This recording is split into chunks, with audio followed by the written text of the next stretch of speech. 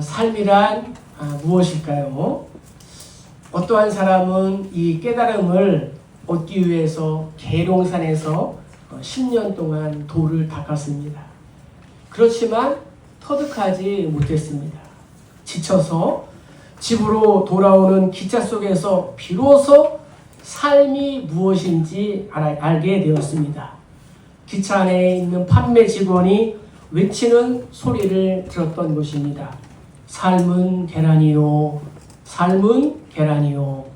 웃지도 않으시네요. 삶은 뭐라고요? 삶은 무엇일까요? 삶은 만남입니다. 인생은 시간의 흐름 속에서 순간순간의 만남입니다. 누구를 만나느냐에 따라서 또 인생이 달라지는 경우가 많이 있습니다. 행복과 불행, 성공과 실패가 여기서 좌우될 수가 있습니다. 오늘 본문에 등장하는 시몬 베드로가 그랬습니다. 그는 이스라엘 갈릴리 바다에서 고기를 잡는 어부였습니다. 밤새 갈릴리 바다를 헤집고 다녔지만 고기는 단 한 마리도 잡지 못했습니다. 허탕만 치고 피곤만 더 했습니다. 5절에 보니까 밤이 새도록 수고하였으되 잡은 것이 없다라고 기록하고 있습니다. 그런데 성경을 보면 놀라운 반전이 있습니다. 이러한 변화가 어떻게 시작이 되었을까요? 그것은 바로 만남에서 시작이 되었다는 것입니다. 저와 여러분의 만남, 또 예수님과 우리의 만남에서 인생이 다시 시작이 되었다는 거예요. 아멘. 예수님께서 한 배에 오르셨습니다. 그 배는 누구의 배였냐? 시몬의 배였습니다. 그것이 만남의 시작이었습니다. 그의 인생이 실패에서 성공으로 또 허탕에서 만선으로 바꾸는 순간이었습니다. 예수님께서 시몬에게 말씀하셨습니다. 시몬아, 깊은 데로 가서 그물을 내려 고기를 잡아라. 베드로는 그 말씀에 순종했습니다. 베드로는 갈릴리 바다에서 잔뼈가 굵은 사람이었습니다. 한평생, 아니 대를 이어 고기를 잡는 어부였을 것입니다. 누구보다도 이 갈릴리 바다를 손바닥 보듯 잘 알고 있습니다. 그런데 목수였던 이 예수님이 어부로서의 상식과 경험과는 전혀 맞지 않는 말을 하시는 거예요. 깊은 데로 가서 그물을 내려라. 놀랍게도 이 베드로의 이 상식에 벗어난 이 순종이 기적을 만들어낸 줄로 믿습니다. 고기를 심히 많이 잡았다라고 성경이 기록되어 있고 함께했던 동무, 친구의 배까지도 만선의 축복을 받게 되었습니다. 본문에 등장하는 이 빈 배는 우리의 인생의 모습과도 닮아 있습니다. 둘러보면은 이 빈 배에 슬픔을 가진 사람들이 우리의 주변에 너무도 많이 있습니다. 밤낮으로 수고를 하지만 얻지 못하는 고단함이 있습니다. 허망함이 있습니다. 모든 것을 삼킬 듯이 허겁지겁 탐닉을 하지만 종국에는 지치고 늙고 병들고 맙니다. 그리고 마침내는 한평 남짓한 땅에 묻혀버리는 것이 우리의 인생이라는 것입니다. 결국에는 빈손으로 왔다가 빈손으로 돌아가는 것입니다. 우리가 살기 위해서 밥을 먹고 살기 위해서 빵을 먹지만 결국은 다 죽습니다. 빈 배의 인생입니다. 그래서 만남이 중요한 것입니다. 잘못된 만남으로 인생이 거덜난 사람들도 많이 있습니다. 복된 인생이 되려면 만남이 복이 되어야 합니다. 그리고 아멘. 그러한 만남 중에 최고의 만남은 예수님과의 만남인 줄로 믿습니다. 아멘. 미국의 토크쇼의 여왕인 오프라 윈프리는 사생아로 태어났습니다. 9살 때 여러 남자에게 강간을 당했고 마약에 중독되는 등 그야말로 비참한 인생이었습니다. 그처럼 밑바닥 인생이 어떻게 세계를 움직이는 인생으로 역전이 되었을까요? 윈프리는 많은 돈을 벌었을 뿐만 아니라 많은 사람에게도 존경을 받는 사람이 됩니다. 그녀는 실망한 사람들에게, 좌절한 사람들에게 소망과 희망을 주는 사람이 되었고 세상을 치유하는 사람이 되었습니다. 오프라 윈프리의 영향력은 가히 상상을 초월합니다. 어떻게 이러한 연약하고 추악한 인생의 역전이 가능하게 되었을까요? 그녀가 예수님을 만났고 위대하신 하나님의 능력이 그녀의 인생을 뒤집어 버린 것입니다. 오늘 함께하는 이 행복 전도 축제는 예수님과의 만남을 주선하는 그러한 중매의 장입니다. 시몬 베드로와 예수님의 만남이 어떻게 가능하게 되었을까요? 그것은 빈 배였기 때문에 가능했습니다. 만약 시몬의 배에 고기로 가득했다면 예수께서는 그 배에 오르실 수가 없었을 것입니다. 인생이 잘 되고 잘 나갈 때에는 다른 사람의 소리와 이 충고가 들리지 않습니다. 잘 된 것, 그것만 보입니다. 빈 배가 아니었다면 베드로는 아마 이렇게 말했을 것입니다. 선생님, 제가 지금은 무척 바쁩니다. 고기는 싱싱할 때 넘겨야 채 값을 받을 수 있지 않습니까? 하지만 베드로의 배는 빈 배였기 때문에 가능했습니다. 예수께 잠시 자신의 자리를 내어 드릴 수 있었습니다. 빈 배는 허전하고 외롭지만 때로는 축복일 수가 있습니다. 그래서 실패는 예수님을 만날 수 있는 또 다른 절호의 기회인 것입니다. 무엇을 잃는다 하는 것 또한 무엇을 얻는 기회가 되는 것입니다. 이 일 후에 베드로는 예수님 앞에 무릎을 꿇었습니다. 주여, 나를 떠나소서, 나는 죄인입니다. 그분의 가르치심과 기적을 통하여 예수님이 거룩하신 분이시며 자기 자신이 정말 부끄러운 죄인임을 깨닫게 된 것입니다. 그 후 베드로는 예수님에 대한 호칭이 5절에는 선생님 그랬는데 8절에 보면은 주여라고 바뀌었습니다. 예수를 만나면 나의 존재를 정확하게 깨달을 수가 있는 것입니다. 또한 예수님을 만나면 나의 사명을 분명하게 인식할 수가 있는 것입니다. 우리들 모두 역시 이 예수를 만날 수 있다면 그것으로 충분한 것입니다. 사람들은 돈이 부족하고 자리가 시시해서 힘든 줄 알지만 그렇지가 않습니다. 사실 인간의 행복을 막는 주범은 따로 있습니다. 그것은 바로 죄입니다. 죄를 가지고 이 죄 때문에 허덕이며 살다가 결국에는 죄 때문에 심판을 받고 죄 때문에 죽게 되는 것입니다. 이렇게 하나님과 우리 사이를 가른 것이 무엇이냐? 그것은 죄라는 거예요. 그러므로 인생이 이 죄 문제를 해결하지 않으면 진정한 행복은 없는 것입니다.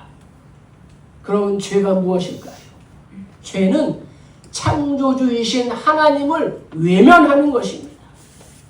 하나님의 말씀 밖으로 넘어가는 것입니다. 마치 화살이 관역을 빗나간 것과도 같은 것입니다. 반대로 믿음이란, 구원이란 무엇일까요? 다시 하나님께 말씀으로 돌아가는 것입니다. 아멘. 죄 문제를 해결하시고 우리를 인도하신 분인 예수께로 돌아가는 것입니다. 아멘. 하나님이 세상을 이처럼 사랑하사 독생자를 주셨으니 이는 그를 믿는 자마다 멸망하지 않고 영생을 얻게 하려 하심이라. 아멘. 아멘. 예수님을 만나면 죄의 문제가 해결되고 놀라운 일이 일어납니다. 놀랄만한 삶이 시작되는 것입니다. 예수님이 곧 행복의 시작입니다. 그러면 예수님을 믿으면 어떠한 일이 일어날까요? 우리 짧게 한 3가지로 살펴보겠습니다. 첫째는 마음이 평안해집니다. 모든 지킬 만한 것 중에 더욱 내 마음을 지켜라. 생명의 근원이 이에서 남이니라. 성경은 말씀하고 있습니다. 아무리 우리가 세상에서 잘 먹고 잘 살아도 마음에 평안이 없으면 살 맛이 나지 않습니다. 내 마음에 평안이 없으면 어디를 가도 그곳에는 평화가 없습니다. 많은 것을 가진다고 해도 평안이 없는 것입니다. 모든 것을 가진 것 같지만 작은 문제에 불안해지고 잠을 이루지 못하기도 하지 않습니까? 그러나 예수님을 우리의 마음에 모시면 평화가 즉각적으로 찾아온다는 거예요. 아멘. 철학자인 파스칼은 이렇게 얘기했습니다. 인간의 마음 속에는 하나님이 계셔야 할 공간이 있다라고 했습니다. 우리의 마음에는 하나님이 계셔야 할 공간이 있다는 거예요. 그곳에 하나님이 계셔야만 진정한 평화를 누릴 수가 있는 것입니다. 예수님이 우리 모두를 초청합니다. 수고하고 무거운 짐진 자들아 다 내게로 오라. 내가 너희를 쉬게 하리라. 우리의 마음에 아멘. 진정한 평안이 있기를 주의 이름으로 축복합니다. 아멘. 두 번째는 삶에 좋은 일들이 일어난다는 거예요. 5절에 보니까 우리들이 밤새도록 수고하였을 때 잡을 것이 없지만 말씀에 의지하여 내가 그물을 내리리이다. 아멘. 말씀에 의지하여 내가 그물을 내리리이다. 사람은 번성과 형통을 기대하지만 그 어느 것도 자기 뜻대로 되는 것이 없습니다. 사업도 직장도 건강도 하물며 내가 아파서 낳은 내 자녀도 내 손으로 내 마음대로 붙잡아 줄 수가 없습니다. 그런데 예수를 믿으면 좋은 일이 생긴다라고 성경은 말씀하고 있습니다. 왜 그래요? 인생의 주인이 바뀌었기 때문에 형통을 경험하게 되는 것입니다. 그물을 내릴 때에 인생의 빈배의 만선을 경험하게 되는 것입니다. 이것이 바로 기독교 신앙이라는 거예요. 종교인과 신앙인을 구분하는 기준이 있습니다. 종교인은 교회는 다니지만 여전히 세상의 원리를 붙들며 사는 사람입니다. 그러나 신앙인은 성경 말씀을 내 삶의 원리로 붙들며 사는 사람입니다. 성경은 하나님께서 우리에게 주신 행복 메뉴에 행복 내비게이션입니다. 성경은 하나님께서 우리에게 주신 진정한 바른 길을, 옳은 길을 인도하고 보여주는 행복한 내비게이션인 줄로 믿습니다. 잘 살고 싶어서 애쓰고 노력하지만 내 뜻대로 안 되는 이유가 있습니다. 운명이나 팔자 때문이 아닙니다. 그것은 불만을 주는 그러한 자가 있기 때문입니다. 성경은 하나님의 아들이 나타나신 것은 이 마귀의 일을 멸하기 위함이다 라고 말씀하고 있습니다. 마귀가 우리에게 불평과 또 불안을 준다는 거예요. 그러나 예수님을 믿으면 모든 곳에서 자유함을 누리게 됩니다. 술과 담배와 악습, 온갖 저주에서 해방됩니다. 세계에 있는 여러 250, 300여 개국의 나라 중에 잘 사는 나라 30여 개국은 바로 이 기독교 국가인 것입니다. 한번 생각해 보세요.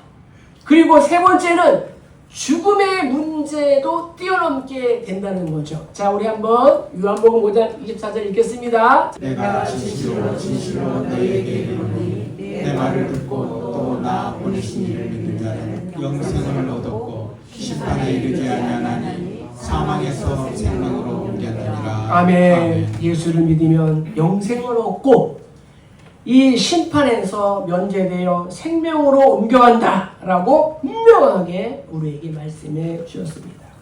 아멘. 한양대 의대 교수가 죽은 사람의 얼굴을 연구했다고 합니다. 그 결과 평안한 얼굴로 죽음을 맞이한 사람들 대부분은 예수 믿는 사람, 기독교인, 그리스도인이었다고 말하고 있습니다. 감사합니다. 저희 부모님들도 평안하신 가운데에 웃는 얼굴, 환한 얼굴로 천국에 가셨습니다. 빈배. 이 빈배는 예수님 없는 인생의 모습입니다. 공허하고 허전하고 허망하기까지 합니다. 그러나 예수를 만나면 인생의 반전이 시작됩니다. 예수님께서 찾아오십니다. 진정한 변화는 여기에서부터 시작이 되는 것입니다. 어떠한 일이든지 내 인생의 주인으로 예수님을 모시기를 소망합니다. 주님을 모시는 행복한 인생이 시작됩니다. 행복은 예수를 만나면서 시작이 되는 것입니다. 예수를 만나면 인생의 방황은 끝나고 교회를 만나면 신앙의 방황은 끝나게 됩니다. 말씀 들어. 예수님은 우리가 어떠한 모습, 어떠한 상황일지라도 찾아오실 수가 있습니다.